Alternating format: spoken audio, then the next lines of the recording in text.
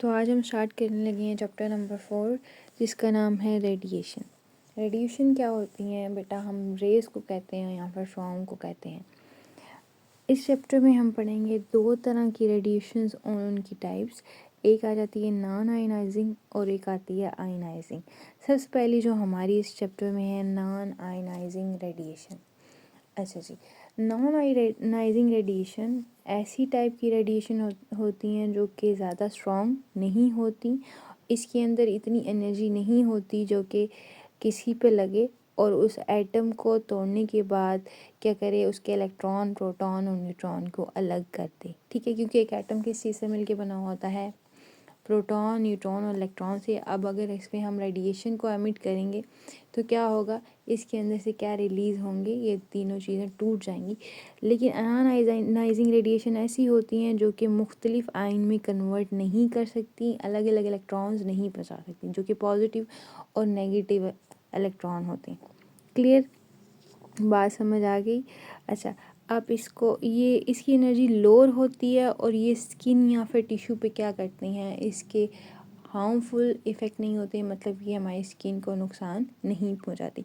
हाँ, ये है कि हीटअप कर सकती है, लाइट बर्निंग भी कर सकती है, लेकिन ज़्यादा हार्म इससे नहीं होता। तो सबसे पहले इस एग्जांपल लिखी हुई है रेडियो फ्रीक्वेंसी। रेडियो फ्रीक्वेंसी ऐसी रेडिएशन होती है जैसे कि हम घर में माइक्रोवेव ओवन यूज़ करते हैं, सेल फ़ोन यूज़ करते हैं, इसके अलावा टेलीविज़न या फिर रेडियो एंटीना, ये जो सारी चीज़ें होती हैं इसके अंदर ये रेडियो फ्रीक्वेंसी रेडिएशन होती हैं।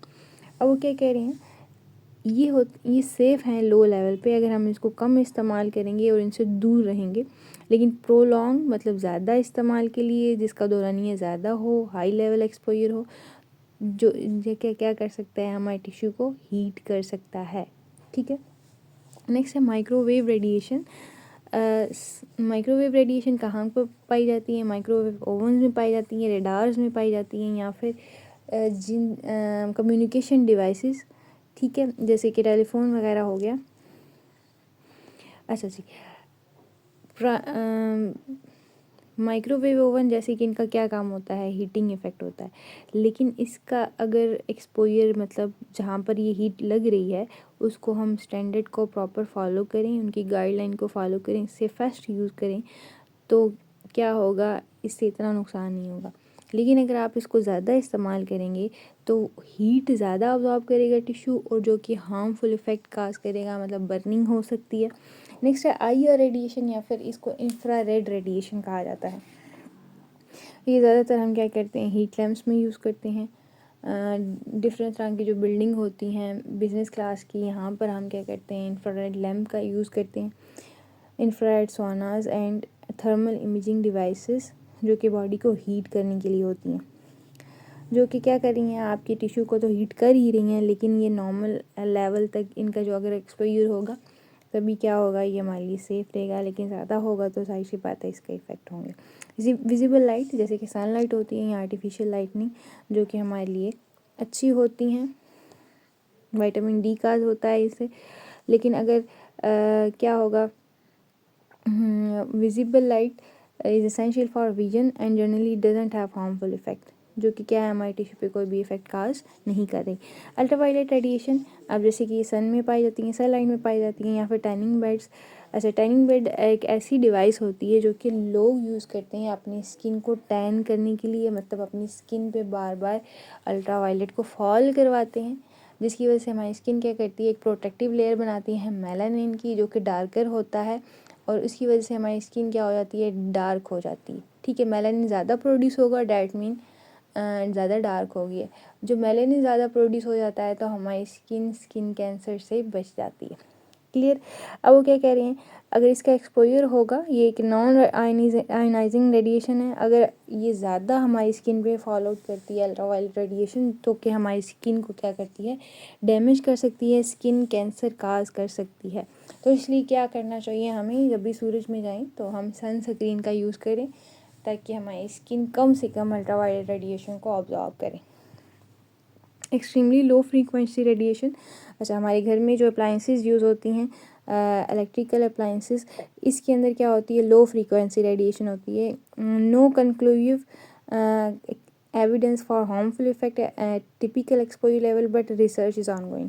अच्छा जी, ऐसी डिवाइसेस जिनके अंदर रेडिएशन की फ्रिक्वेंसी बिल्कुल लो होती है, जो कि हमारे लिए बहुत हेल्पफुल होती है घर के काम करने में। Next static energy and static electric and magnetic field. अच्छा, स्टैटिक एनर्जी वो एनर्जी होती है जिसके वजह से क्या हो, आपको ऐसे लगता है कि आप चार्ज हो गए हैं, आपके बाल खड़े हो गए हैं, तो इसको हम क्या कहते हैं, स्टैटिक होती है। लेकिन इनका एक लेवल जो होता है मतलब इसका जो सेफेस्ट यूज़ है वो ठीक है, लेकिन अगर हम इनका ज़्यादा एक्सपोजर में रहेंगे तो क्या होगा, ये हमारे लिए हार्मफुल इफ़ेक्ट काज करेंगे। दूसरा है एक्सपोजर लिमिट, कि हम क्या करें, ऐसी रेडिएशन से अपने आप को ज़्यादा प्रोलॉन्ग मतलब इनका दौरानियाँ कम करें, ताकि क्या हो, ये हमारे लिए हार्मफुल ना हो। टाइम, डिस्टेंस एंड शील्डिंग, मतलब कि हम वक्त मुकर्रर करें और उसका दौरानिया जो है एक्सपोजर का कम करें। डिस्टेंस मतलब मेंटेन रखें, मतलब उन सब चीज़ों से दूर रहें। दूसरा क्या करें, उनके खिलाफ बैरियर बनाएं, जैसे कि थायराइड के बैरियर्स होते हैं, हम कंक्रीट के बैरियर लगवा सकते हैं, तो ये हमारी बॉडी में ज़्यादा अब्जॉर्ब नहीं होंगे।